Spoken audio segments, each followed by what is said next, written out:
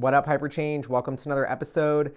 We're doing a live stream, just impromptu. Shout out to my friend Tom, who I was just talking to, just a bunch of Tesla scheming. And I wanted to talk with this idea about y'all because this is something I've been thinking about a lot. Essentially the merger, the idea that Tesla and SpaceX and Elon Musk's companies, y'all know Elon, he runs a few companies that are changing the world. The idea of merging those into one entity, the benefits that could have, how that would replace essentially a SpaceX IPO, and how this would fund and accelerate humanity's progress to Mars and in a lot of other fields. And that's my goal at the end of the day. Is we're in the era of hyperchange. We need to use technology to change humanity and keep us and just essentially adapt with what is happening in the world. And the faster and least friction we have to do that, the better. And so that's why it may seem boring. Corporate governance, what are we talking about right now? Corporate structure. But this is so important. And I personally think if you're a Tesla Elon sort of fan like myself, I used to think SpaceX would IPO, Starlink would spin out of SpaceX. There would be sort of a, I used to think SpaceX would IPO, Starlink would spin out of SpaceX. There would be sort of a growing diaspora of Elon Musk and legal entities out there. But now Elon Musk, and actually shout out to Dave Lee, who's a friend, YouTuber, who floated this idea of like, yo, Elon, why don't we merge everything into an X holding company? X was Elon's finance company before he did PayPal. It's also a domain that he has. So it's like, why don't we merge this into an X.com entity? And then, you know, you have Tesla, you have SpaceX, you have Boring Company, you have Neuralink under one roof, and that's a much more frictionless entity instead of having all these duplicate systems.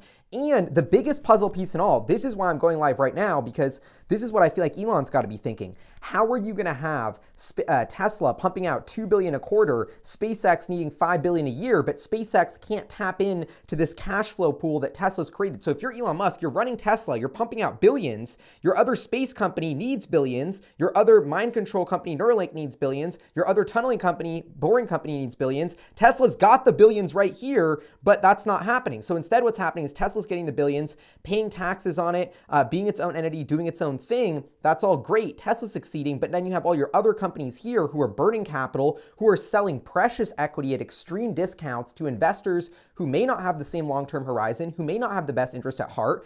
I think especially when it's a company like Neuralink, you are going to want them to, Elon, you want to own as much of Neuralink as possible. And so I think that what makes the most sense to me is if I was Elon, it would be bothering the hell out of me that I couldn't use Tesla's cash flow to fund all my other ideas and stop diluting them. So that's why I think this X stock, and if you read in between the lines on Elon's tweets, it used to be like, oh, I'm never going to IPO SpaceX.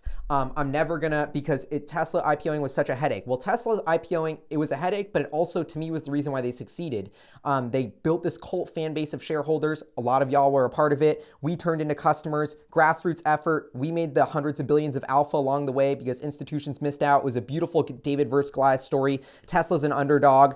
I don't know. It kind of worked out in the end, although Tesla almost failed, and it creates a huge incentive for fear, uncertainty, and doubt. Short selling should be illegal, in my opinion. This is a whole reason why, you know, I hate short selling, which is betting against a stock to fail. Essentially, betting against someone's lifetime work and vision and dream to fail. That's what you're doing as a short seller. Not a great business to be in, the crushing people dreams business, but people do it, and our financial markets allow it, and therefore there's an incentive, and that's why SpaceX isn't going to IPO, because then you have all these people who are going to make billions if SpaceX goes to zero. All of a sudden, they're paying off their little journalist homie to write some article about how space junk is going to be the end of humanity, and SpaceX stock starts tanking, and we don't go to Mars, and then we're stuck on this rock forever because of short sellers. So that's why SpaceX doesn't want to IPO now. That's kind of a rant, but I'm not joking.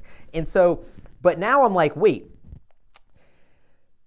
something very interesting has happened because SpaceX and Tesla used to sort of trade at this parity relationship. I don't know, maybe Tesla was always double what SpaceX was, and then you've had Tesla explode to $1 trillion, $1.2 trillion in value. SpaceX isn't keeping up with that sort of trajectory of valuation increase because it's following this linear, systematic, programmatic path that Elon Musk has already laid out that now the public markets have gotten ahead of.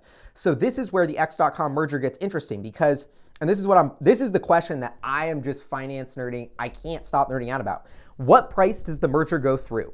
This is what everything happens. If we're going to merge the companies, if the lawyers give it the green light, how does this actually work? What is the crux of this issue? If I were Elon, this is what I would be trying to solve. It's like, okay, so Tesla's worth 1.2 trillion, SpaceX is only worth 120 billion, but that's not true because you're not letting SpaceX float. So at what price you know, if SpaceX is worth 100 billion and Tesla's worth 1.2 trillion and you do the merger, SpaceX employees only own 10% of X, Tesla owns 90% of X. That doesn't seem fair. Plus, there's another layer to this sort of game theory here where Elon owns the voting control of SpaceX. He's the majority owner of SpaceX, but if he gets diluted in an X.com merger, even though he owns Tesla, it's less of Tesla, that could put him below 50%. He gives up total control. So Elon Musk's incentives say that he should boost the value of SpaceX as high as possible before doing the merger to increase his stake in the new entity. That's one angle, which I think he should do. The second angle is I think we should create a new class of voting stock. As part of approving this X.com merger, every shareholder of Tesla, Boring Company, and Neuralink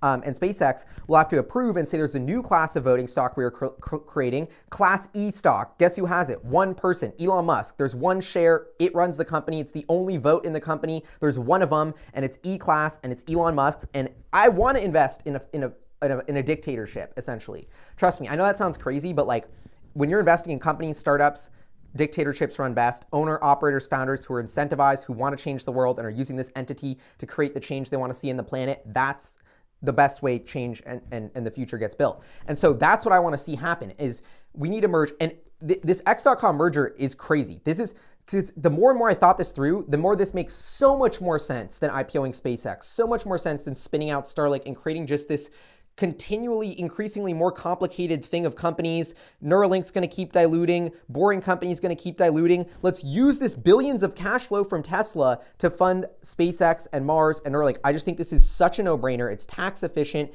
It's entity efficient. You can combine all the engineering resources these companies have. You can turn it into one equity to incentivize them all. This would immediately become the world's largest company, X.com. I think it would hit like I'll basically be as big as Apple, a $3 trillion value almost overnight. The big thing about this is another thing to consider since we're talking about this, is the public sentiment. I think for reasons that I cannot fathom, other than the mainstream media has completely brainwashed most citizens of this country, people hate Elon Musk. I don't know why. I think if you are beefing with Elon Musk, it's because you haven't done homework to understand like what's actually happening in the world, because this dude is helping us in every single way and is just a great guy. So anyway, that's my take, but people hate Elon Musk. The narrative's twisted. They hate billionaires. You see a new company get created that's called X.com. That's the biggest company in the world that Elon Musk runs, that he owns 40% of, which is now worth $800 billion. He's 10 times richer than the next richest person in the world. You don't think political rhetoric's going to heat up? You don't think the backlash is going to heat up? So this is another thing I'd throw into the boardroom is, all right, maybe we shouldn't merge, because actually creating this fractionalization of our wealth and putting all these little entities out there is going to obfuscate the true power and control that Elon has, make it harder to take over, make it harder to regulate against. I don't know, if you're playing some next level 3D chess here, maybe it makes sense to keep them apart. I don't know, I didn't consider that. Okay, super chat. Oh, thank you for the nice words, David. Appreciate that. So this is, okay, man, I don't want to like okay, I can let like a little piece of juicy gossip slip that I don't think I'm supposed to, but I was pushing for this a long time ago when the rumor started hanging up that Starlink was going to IPO, that SpaceX needed cash, but Tesla was profitable. I'm like, yo, like I'm hitting up the people I know. I'm like, why isn't Tesla funding Starlink? Like, why are we gonna sell pre-IPO Starlink shares to someone else and let them try and flip it and then why isn't Tesla funding Starlink? Tesla's a manufacturing company. Don't we need to manufacture thousands of dishy McFlat faces? Isn't SpaceX's biggest problem manufacturing Raptor production? Like, wouldn't it make sense for Tesla to just give the couple billion to SpaceX instead of them raising the couple billion from some lame VC douches? Right? Like, this is a no-brainer, but it was a conflict of interest. The lawyers don't want them to do it. And so I think there's a lot of, and it's so interesting because there's a lot of like, oh, don't mix this company, don't mix that company. You have fiduciary duties, you have incentives, you have shareholders. But now we're seeing Starlink pop up at a supercharger. Now we're seeing, I don't know. So I think there's so many synergies the way these companies are combining. And I just keep coming back to the cash flow puzzle piece. Tesla's got the billions in cash flow. All of Elon Musk's other empire is not at the cash flow positive state yet. Let's connect this tube of billions of cash flow coming from Tesla, funding the future that'll get us to Mars faster, that'll get us chips in our brain faster, that'll get us tunnels faster. This will reduce friction on the Elon empire, in my opinion. I think unless you think the backlash from governments and citizens is too strong, as if X.com becomes the world's biggest company, then this is a no-brainer to me. And I think this is what will happen. And I think behind the scenes, the momentum, if you're if you're in the betting market right now and you're playing the odds of Starlink IPO, SpaceX IPO versus X.com, to me it was all Starlink, SpaceX IPO, but this X.com odds, because of A, what Elon's hinting at on Twitter, B, because of the financial incentives, C, because maybe the lawyers are saying it's possible, the odds of the X.com merger instead of the SpaceX IPO and instead of the Starlink IPO are increasing. That's my whole point of this live stream.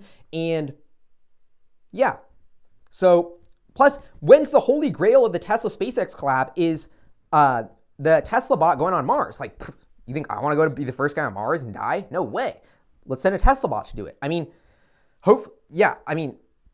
sorry, Tesla bots, that might be mean, but like, I'm just saying, if we're going to Mars, we're sending starships full of Tesla bots to Mars. Tesla's going to be colonizing Mars. Like the synergy of the technology and the vision of what Elon's doing coming all together on Mars and being this sort of new foundational suite of technology for humanity to evolve from, sustainable energy, sustainable space technology, sustainable communication with Starlink, and just this sort of backbone of, this is why I think Elon's an alien, because this is all the tech the alien should be giving us, to just level us up as a species. It's all under X.com. It all comes together at Mars.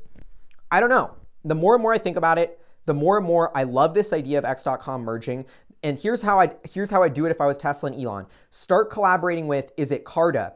Is it one of these entities to essentially float SpaceX stock? You need to get a fair market value for SpaceX stock. Right now, you have to be an accredited investor to buy SpaceX. You have to get a homie who's doing you a favor, who already is super connected. It's impossible to buy SpaceX. You have to wire $500,000 to a bank account of someone you've never met before the next day with no information.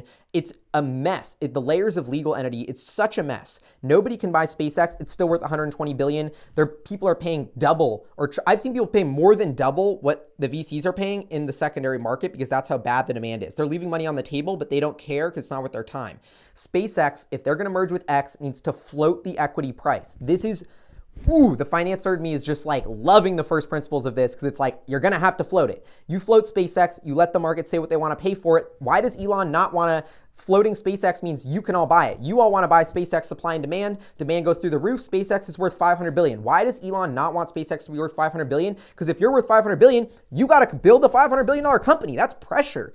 You know, Tesla is a multi-trillion-dollar company because they're going to be having tens and tens of billions in cash flow. SpaceX's cash flow profile is a lot different. Starlink's was solid. That's why that was an IPO. SpaceX's is not. So that's why I don't think, and unless the X.com merger is a go, it's not worth letting SpaceX float.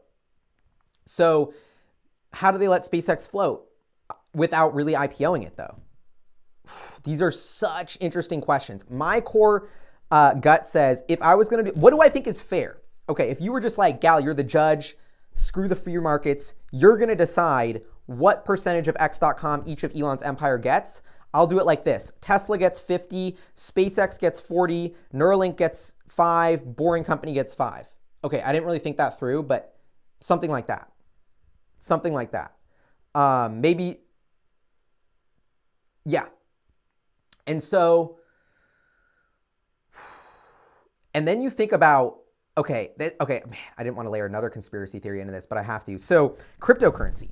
Elon loves crypto. Elon loves Doge. They're shooting Doge to the moon. This isn't a joke. Doge is, a blockchain is only as good as the people working on it and the ecosystem built around it. The people working on Doge and the ecosystem around Doge and the brand of Doge are all actually very powerful and increasing the intrinsic value of that blockchain, and the core underlying tech is improving. And if somebody like Elon says, I want you to go to Mars, but you got to pay me in Doge, man, that puts a lot of value on Dogecoin. So you think about the political clout that this X.com entity has to push crypto, and then you're like, wait, we have internet, we have Starlink, we have energy, we have Tesla. Energy and internet are crypto. That is what crypto is a network that consumes energy that's hooked up to the internet that runs this database that we're all tracking. So X.com to me becomes the biggest player in the crypto payments ecosystem, because if you can win them and convince X.com to make everybody in Mars accept your currency, all of a sudden that's huge value too. So I don't know. I love like crazy conspiracy theories and stuff, and like this era that like companies are getting more powerful than countries. Like I'm really on one about this theory. I think our government's not doing anything. Companies and entities are the only ones really creating change, doing progress in our world. And I think they're getting more powerful than countries. And this is weird. And I think X.com, especially when you talk about the ability to go to Mars, which our governments can't have, but a private company has, and what kind of government exists on Mars if there's no laws that are enforced there because our government can't get there? I mean, this is fun. This is exciting. And so I think this is the start of a new era. You're already looking at companies like Apple, Amazon, the assets, Google. The power of these technology companies is already small to medium-sized countries. That trend only increases. X.com is the next big iteration of that.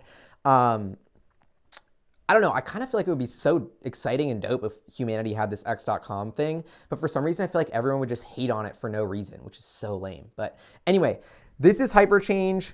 Neuralink excites me the most. See, that's the other thing here is actually, Robert, great point here. I want to throw in a last kind of curveball into all of this. We are assuming this merger happens at a moment in time, but in that moment in time, we're not adjusting for the maturity of these entities. Should there be a vesting program where Neuralink can earn more of X.com if revenue milestones are hit? I don't know. All I'm going to say is I would volunteer my time for free, sign whatever NDA I have to sign, spend all the hours I have to do to figure out how to structure a merger of all these companies. If anyone on Elon's team or any of the Tesla, SpaceX, Finance, or X.com team is watching, like I will scheme on this for free and shut up about it for as long as possible because I want to help, and I think this is so dope and important for humanity. I was just saying that, but I think there's a lot of ways to do it, and I think adjusting for the maturity of the entity is extremely interesting because we all know Neuralink might be the biggest out of all three of these companies. The only thing more expansive and scary and more mysterious than space and going out there is going inside our own brains and going in here. So, and I don't know, for me, my brain's, consciousness and uploading to the cloud and becoming a supercomputer is I kind of get more excited by that than going to Mars. Mars just to me sounds like a flight that I'm on that I'm really scared is going to crash, to like a place I'm going on vacation that my friends FOMO'd me to, that when I think about it, I'm like, is it going to be that fun? Like, is the food good? Like, are we going to sleep in on Mars or what? Are we working the whole time? I mean, is this even a vacation? Like, I'm joking. Okay, so anyway, this is Hyperchange. I'm wrapping it up. I'm getting off topic here, but I wanted to just scheme with you because I think the betting odds, I'm not a betting man, but if I'm throwing my dice on this, I'm throwing my dice more and more on the X.com merger. I don't know, but this is my number one story to follow in the Elon Musk empire for 2022 is, does SpaceX IPO? Does Starlink IPO? Or is the X.com merger advance? So much exciting stuff going on here. Let me know what you think in the comments below. Like, I want to know. I read all your comments. I love seeing what you think. It makes me so happy. You always have amazingly thoughtful comments. Shout out to my Patreon supporters, producers. I always, in my Patreon newsletter, I try to include all my SpaceX leaks and like everything first there. So I'm going to try and keep doing that. Super chat. Okay. I see you be hitting me up. I appreciate the super chat about a new way to raise money from non-accredited investors. I appreciate you thinking with me on that. It's just like you telling me that that's legal versus my lawyers telling me it's illegal. What am I going to do? But I appreciate you guys trying to help me. Respond to the question, Gally. What was my question? Okay. Anyway, this is Hyperchange. Love y'all. Thank you so much for tuning in. Have an awesome day, and I'll see y'all next time. Hope y'all enjoy this impromptu scheme. Seriously, put it in the comments. I want to know what your thoughts are. Peace.